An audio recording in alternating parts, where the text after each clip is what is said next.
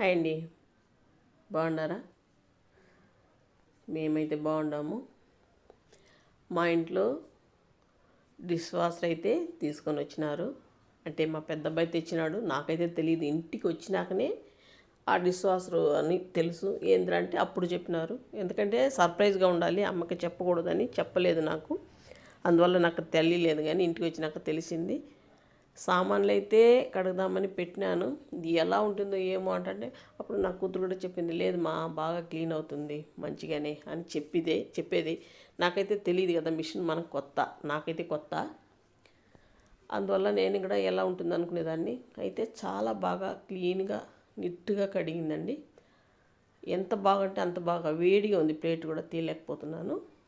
చూసారు కదా, ఆరిందట్లే. మీకు నచ్చిందా? ఇంకా ఫుల్ వీడియో అయితే నేను పెడతాను. నచ్చితే సబ్స్క్రైబ్ చేసుకోండి ప్లీజ్.